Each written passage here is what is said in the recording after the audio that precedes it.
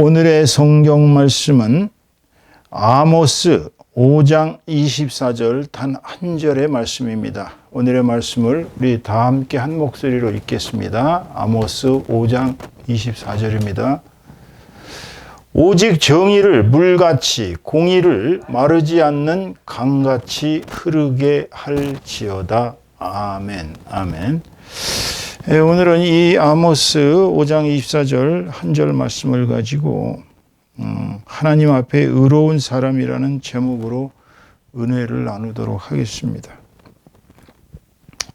오직 정의를 물같이 공의를 마르지 않는 강같이 흐르게 하라. 여기서 앞에서 나오는 정의는 우리 인간들이 사회생활을 하는 데 있어서 이게 물이란 위에서 아래로 이렇게 흐르거든요.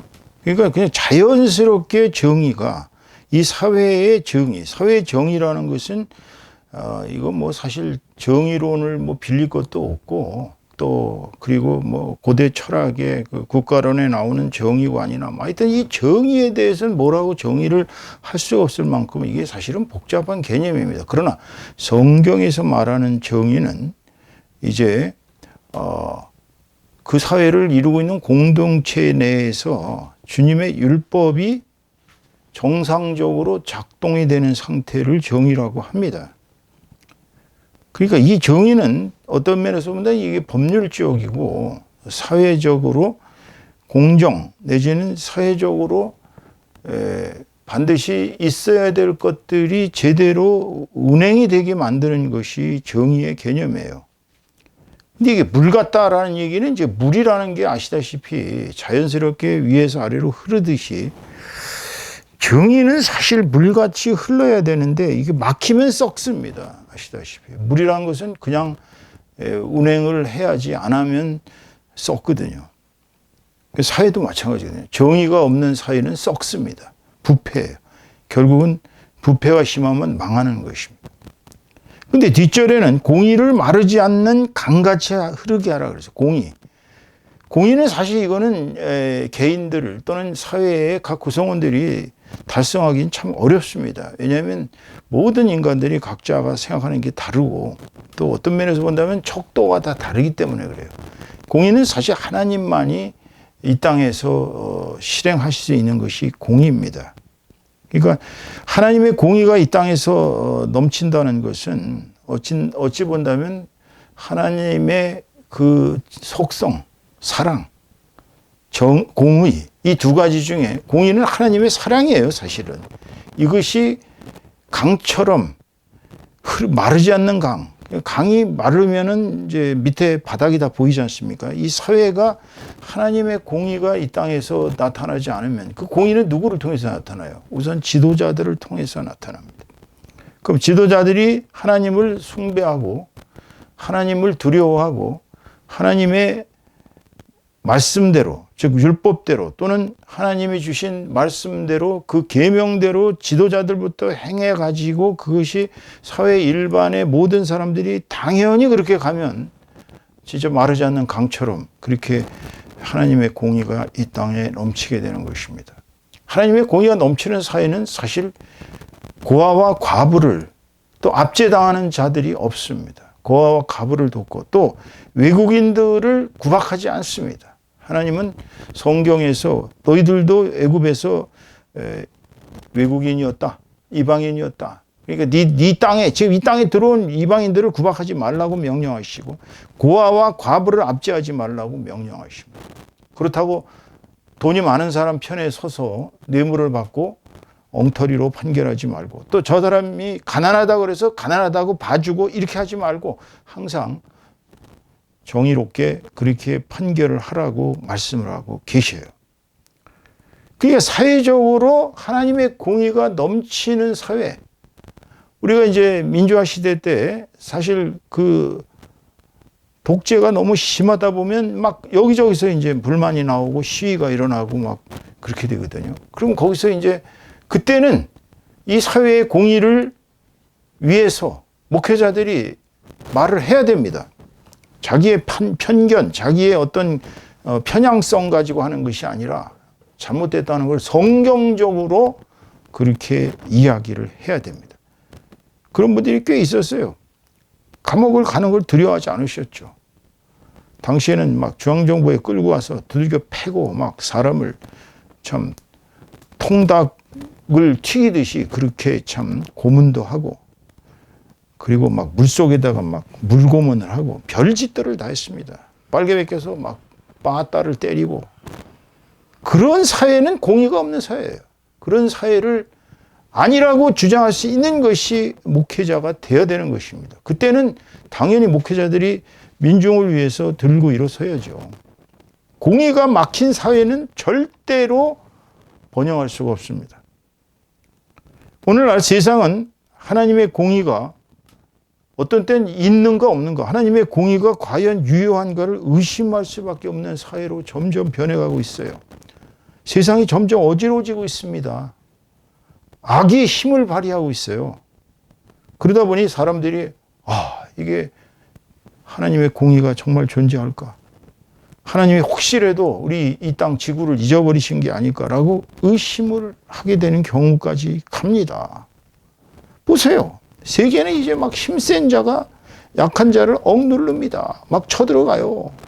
러시아 보세요. 우크라이나가 나토에 가입한다 그랬다가 아주 호되게 혼이 나갖고 지금 막 땅에 정말 수많은 백성들이 죽어가고 있고 수백만이 외국으로 도망가고, 힘센 자가 약한 자를 막 억누릅니다. 뺏습니다. 지금 트럼프 대통령도 큰 문제를 일으키고 있죠. 지금 그린란드를 국가안보상 달라 사겠다 뭐 협상하고는 있습니다만은 지금 덴마크나 EU 쪽, 유럽 쪽의 국가들은 아주 열받아 있는 상태죠. 이건 힘으로 뺏으려고 하는 거예요. 또 막 파괴합니다. 막 전쟁을 일으켜서 가서 두들겨 팹니다. 힘이 곧 정의가 되는, 히틀러도 그런 얘기를 했죠. 나이 투쟁해 보면 정의? 힘이 정의다. 그러니까 공산당들은 그렇게 얘기하지 않습니까? 권력은 총구에서 나온다. 유명한 얘기입니다. 힘을 가지고 이 세상을 이끌어 나가는 것은 물론 뭐 적자 생존의 원리를 그대로 이렇게 The Survival of the Fittest라고 종의 기원을 쓴 그 사람들의 생각 자체가 힘 있는 사람이 살아남고 힘 없는 사람은 죽는다는 거예요. 그럼 그게 과연 성경적 정의, 성경적 공의의 세상이겠어요? 그런 책도 나왔더라고요. 1896년에 레드비어드라는 사람이 힘이 정의이다 혹은 적자 생존. 그래서 그는 이 세상은 도덕이라는 것이 사실은 필요 없다. 강자가 주장하는 것이 도덕이다. 권력을 잡은 자들이, 돈을 다 움켜쥔 자들이 자기네들에게 손해를 안 보기 위해서 도덕을 제정한 것이다. 그러므로 이 세상에 나타나는 모든 것은 결과로 말해주는 것이지 뭐 과정이 선하고 목적을 위해서는 수단과 방법을 가리지 않지만 결국은 권력을 쥔 자가, 돈을 번 자가 승리한다. 이런 식으로. 그러다 보니 그들은 심리적으로 이제 쾌락으로 가는 거예요. 이게 막 강자가 누르고 진이기고 막 이게 이제 심리적으로 쾌락주의를 주장하는 것입니다. 아주 못된 책이에요. 그런데 이 책이요, 대박이 났습니다. 당대에 1896년이면 이제 19세기 말이죠.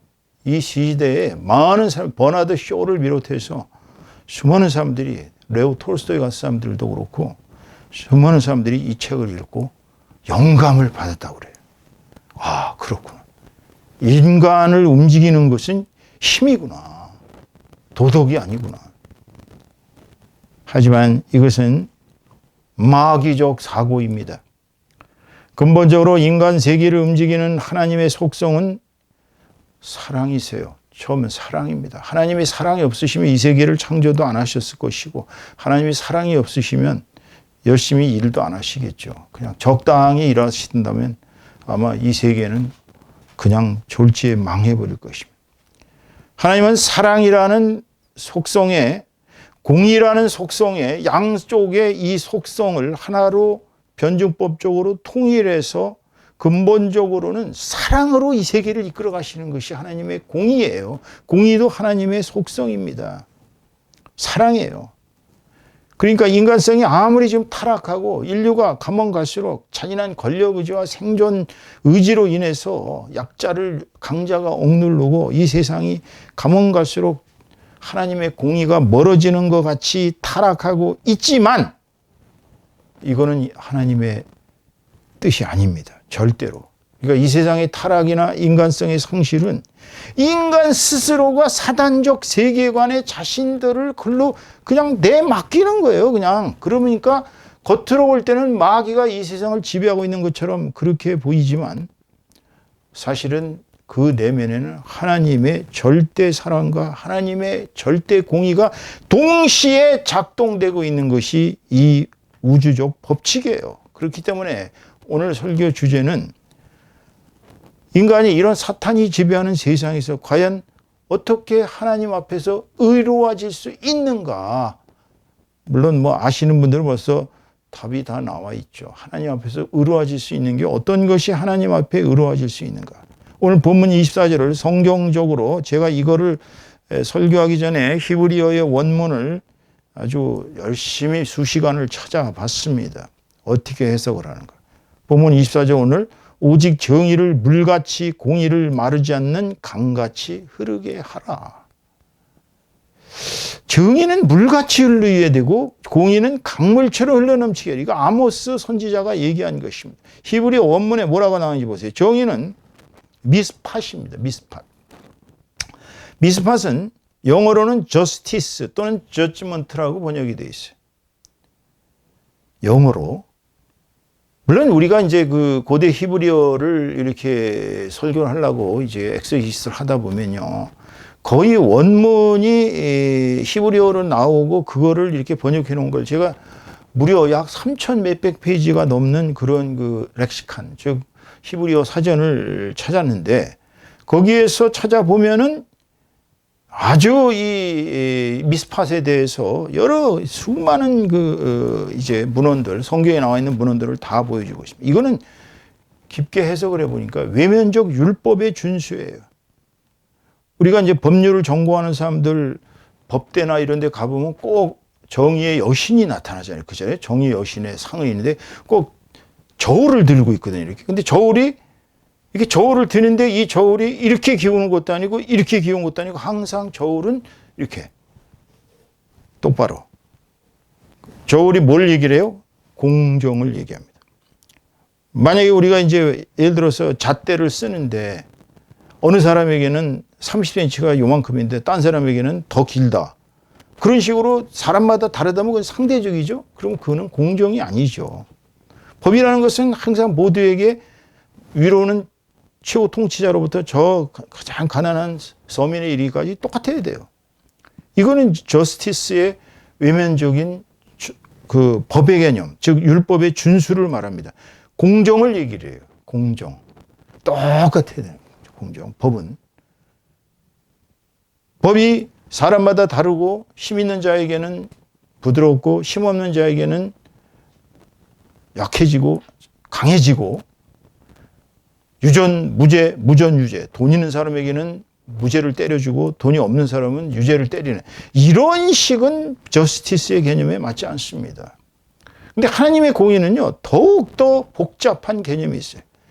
이걸 우리가 이제 공의라고 번역했는데 영어로는 이게 righteousness라고 해요. righteousness. 올바름. 즉, rightness. 그러니까 하나님 우편에 앉아 계시고 하고 항상 우편을 강조하는데 righteousness는 우편적 개념이에요. 우편적 개념. 이거는 렉시칸을 쭉 해석을 해보면 정치에 있어서의 의로움입니다. 정치라는 사람, 즉 통치라는 자들이 의롭게 바르게 하는 것이 righteousness 개념이에요. 그 공의예요. 그러니까 이거는 대단히 우리 인간에게 적용한다면 내면적인 의로움을 뜻합니다. 그렇잖아요. 겉으로는 굉장히 정의롭고 굉장히 훌륭한데 내면은 썩어 있다. 그러면 우리가 그거를 righteousness라고 보기 어려워요. 근데 히브리어 렉시카는 이렇게 얘기하고 있어요. 공의는 하나님의 속성이다.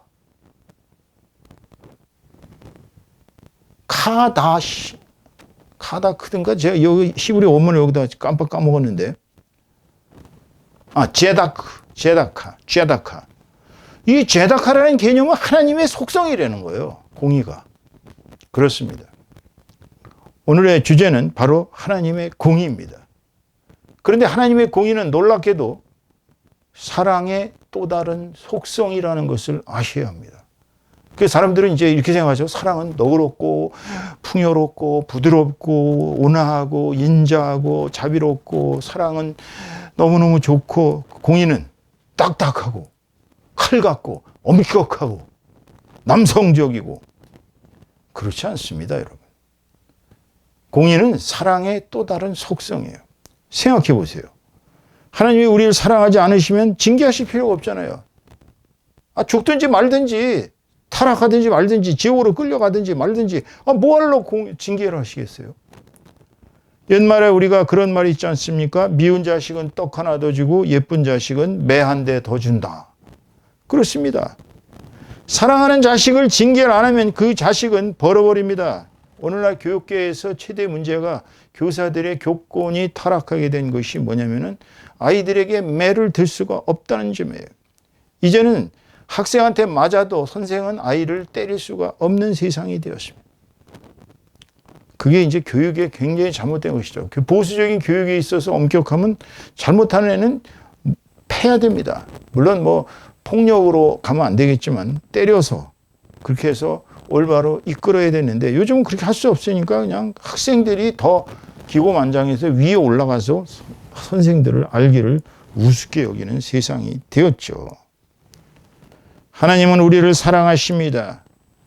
그것은 긍정적인 측면이에요. 그 긍정적인 측면에서 우리가 하나님 말씀을 잘 듣고 하나님의 계명을 지키면 자손 1000대까지 복을 주시겠다 그랬어요. 보상을 하나님은 분명히 하시는 분입니다. 우리가 놀라운 사실은 하나님의 말씀을 잘 지키고 하나님의 뜻대로 우리가 살아가면 무지하게 축복을 받고 보상을 받아요. 이건 긍정적인 측면이에요. 하나님의 사랑은. 그러니까 하나님은 긍정적으로 당신을 따르고 당신의 계명을 지키고 당신의 말씀대로 하는 사람들은 마구 잘되게 해주십니다. 아주 그냥 어떻게 축복을 할 수 없을까 하고 고민하시는 분이 하나님이세요. 그러니까 이건 긍정적인 측면의 보상 개념입니다. 상을 많이 받아요. 그런데 하나님의 사랑의 부정적인 측면이 뭐냐? 그게 바로 공의예요. 그러니까 하나님은 공의로우신 분이기 때문에 자식들이 잘못하면 반드시 징계를 하십니다. 하나님께서 그렇게 사랑하시던 내 마음에 합치되는 자 다윗이 우리아의 아내를 범하고 또 우리아를 전쟁의 최일선의 화살바지로 만들어서 죽여버리고 그 아내를 차지한 그 살인죄, 간음죄 이런 것에 대해서 하나님께서는 용서를 하셨어요. 하셨음에도 불구하고 너희 집에는 네 죄악으로 말미암아 칼이 떠나지 않을 것이다 라고 나단 선지자를 통해서 엄히 경고하시고 그 이후에 자식을 시켜서 그보다 더한 벌을 가하셨습니다. 압살롬의 반란에서 보시다시피 하나님은 죄에 대해서 반드시 징계를 하신다는 거예요. 왜? 죄를 징계하지 않으면 더욱더 죄가 커지거든. 죄는 이상한 속성이 있어요. 자꾸 커집니다. 눈덩이처럼 불어나요. 그러니까 초장에 징계를 해서 그 아이가 이건 나쁘다. 이렇게 하면 안 된다. 하나님한테 벌을 받는다. 이런 마음을 가지게 만들려면 징계를 할 수밖에 없는 것이. 그게 하나님의 공의입니다. 성경에서는 하나님의 공의를 이렇게 말하고 있습니다. 이사야서 45장 21절 말씀입니다. 나 외에 다른 신이 없나니 나는 공의를 행하며 구원을 베푸는 하나님이라. 나 외에 다른 이가 없느니라. 그렇습니다. 하나님은 사랑의 하나님이시며 동시에 공의의 하나님이십니다. 이 세계에 오직 공의를 행할 수 있는 분은 오직 여호와 하나님밖에 없어요. 우리가 그걸 알아야 합니다. 왜? 공의의 하나님이시기 때문에. 신명기 32장 4절에서 이렇게 얘기하고 있습니다. 그는 반석이시니 여기서 그는 야훼 하나님이십니다. 그가 하신 일이 완전하고 그의 모든 길이 정의롭고 진실하고 거짓이 없으신 하나님이시니 공의로우시고 바르시도다. 이건 모세 선지자가 하나님의 공의에 대해서 신명기에서 말씀한 것입니다. 하나님은 공의이십니다. 바르셔요. 거짓말을 하지 않으십니다. 약속한 걸 변기하시는 것이 없어요. 정의롭고 진실하십니다. 하시는 모든 것은 완벽합니다. 하나님이 완벽하지 않다면 엉망이 되겠죠, 이 세상은. 스바냐서 3장 5절은 이렇게 얘기하고 있습니다. 그 가운데 계시는 여호와는 의로우사 불의를 행하지 아니하시고 아침마다 빠짐없이 자기의 공의를 비추시거늘 불의한 자는 수치를 알지 못하는 도다. 그렇습니다. 하나님은 공의로우시기 때문에 불의한 자는 하나님의 공의를 알 수가 없습니다. 창피한 것도 몰라요. 의롭지 않은 사람들은 스스로가 창피해야 되는데 스스로가 의롭다고 생각하기 때문에 하나님의 공의에 비추어서 뭔지 몰라요. 수치를 모릅니다. 요한복음 3장 16절에서는 이렇게 얘기하고 있습니다. 하나님이 세상을 이처럼 사랑하사 독생자를 주셨으니 이는 그를 믿는 자마다 멸망하지 않고 영생을 얻게 하려 하심이니라. 하나님이 왜 독생자를 주셨어요? 독생자를 주셔서 그냥 예수님 열심히 믿으면 다 구원한다고 그렇게만 얘기하셨습니까? 아닙니다.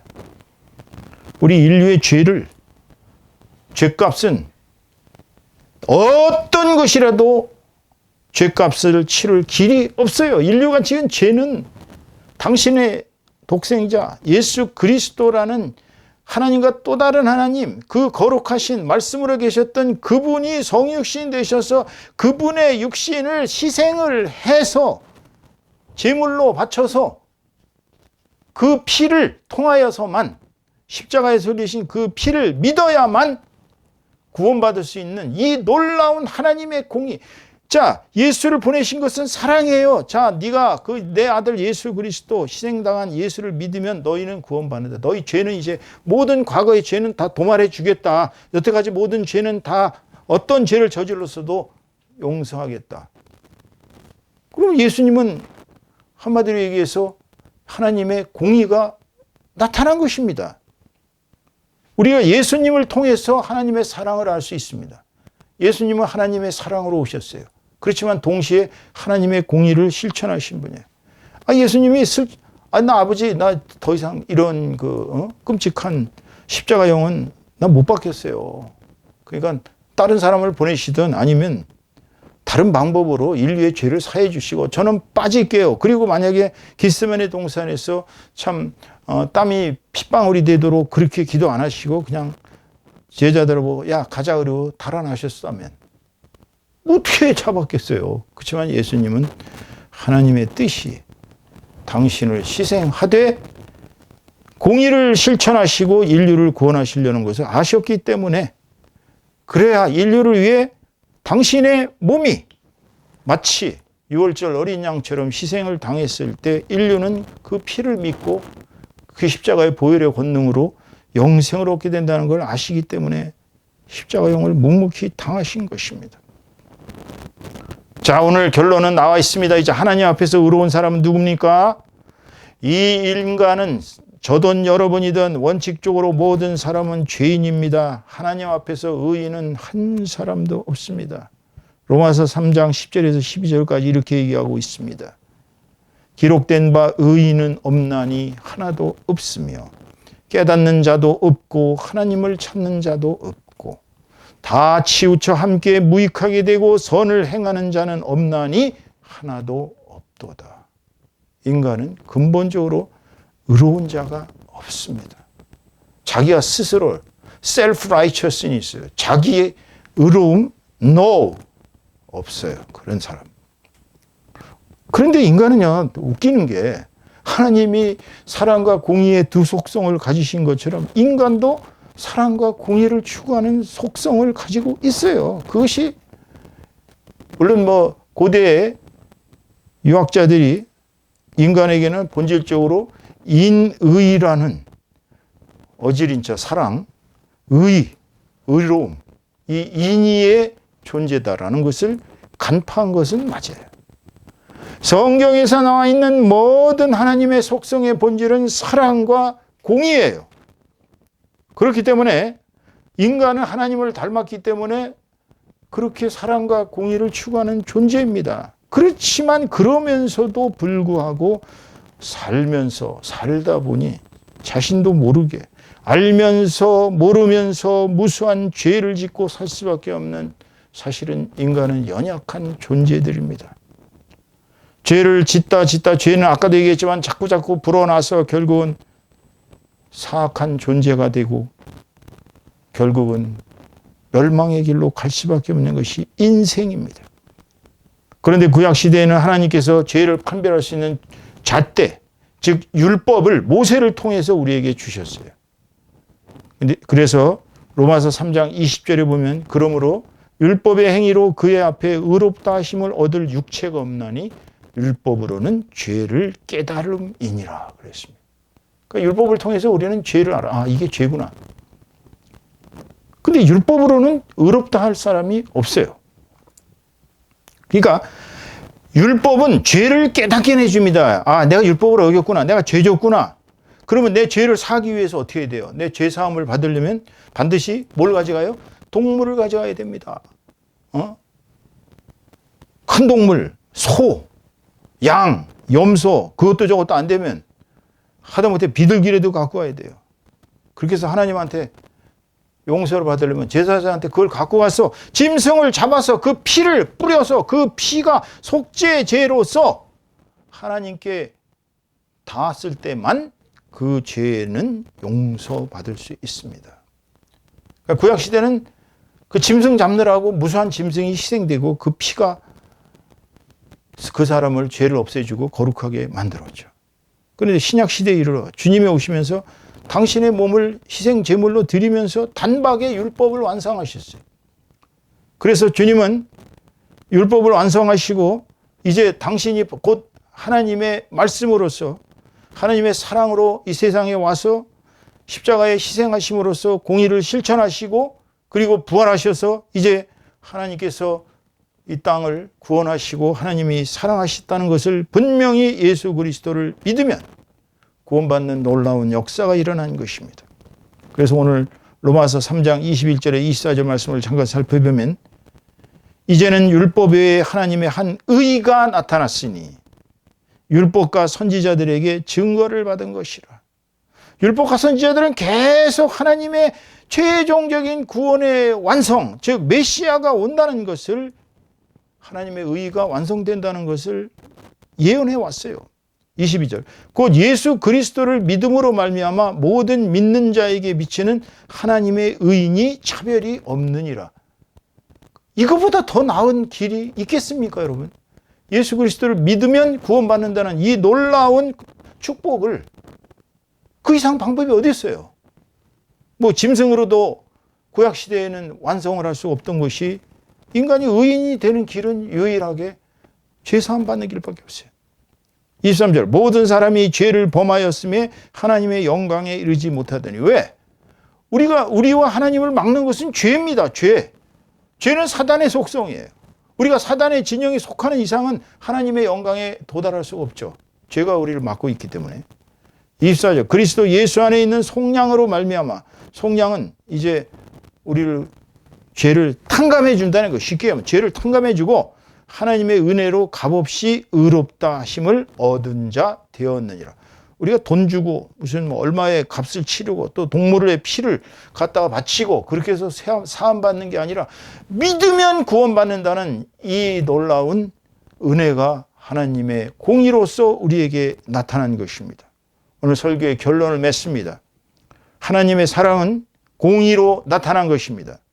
인간은 하나님을 닮아 사랑과 공의를 추구하지만 살면서 죄를 짓고 의로운 자가 될 길이 없었어요. 그래서 구약은 율법은 우리에게 죄를 판별해서 그 죄를 사함받기 위해서는 동물의 희생의 피로서 죄 사함을 받는 길이 열렸지만 당시에도 그때는 도저히 이 세상에는 의인을 찾을 길이 없었습니다. 그렇지만 신약 시대에 와서 예수 그리스도를 믿는 믿음으로 말미암아 예수 그리스도의 희생으로 말미암아 하나님의 사랑과 공의가 예수님으로 동시에 십자가로 나타났기 때문에 우리가 하나님께 의롭다함을 얻게 된 것입니다. 그러니까 예수 그리스도를 믿는 믿음 가운데만 우리는 하나님께 의롭다함을 얻게 된 것입니다. 예수 그리스도의 십자가 위에서의 희생은 바로 하나님의 사랑과 공의의 실현이라는 이중적 하나님의 사랑을 긍정적 측면의 사랑과 보상과 부정적 측면의 징계, 즉 공의가 동시에 예수 그리스도의 십자가 위에서 나타났기 때문에 우리는 예수 그리스도를 믿는 믿음으로 말미암아 의롭다함을 얻게 된 것입니다. 올해 2026년에는 여러분들 모두가 다 하나님 앞에서 의롭다함을 얻는 진실되게 믿어 생명의 면류관을 받는 저와 여러분 다 되시기를 우리 주 예수 그리스도의 이름으로 축원합니다. 축원합니다. 잠깐 기도하겠습니다. 주님 감사합니다. 새해를 맞아 지난주에 주님의 사랑에 대해 이렇게 설교를 했는데 오늘은 주님의 또 공의에 대해서 설명을 했습니다. 주님의 공의도 또 다른 사랑의 표현인 것을 오늘 비로소 저희들은 알았습니다. 주님을 믿는 믿음 가운데서만 저희가 구원받고 주님의 사랑을 또한 이 땅에서 실천하는 복받은 사람들로 살아갈 줄로 믿습니다. 주여 저희들에게 믿음을 더하여 주시고 올해 한 해는 더욱더 그리스도를 향한 굳센 믿음 가운데서 주님의 사랑을 널리 실천하는 저와 모든 사람 되도록 허락하여 주시옵소서. 모든 것을 주께 맡기오며 우리 주 예수 그리스도 이름으로 감사하고 축복하며 기도하여 싸움나이다. 아멘. 아멘.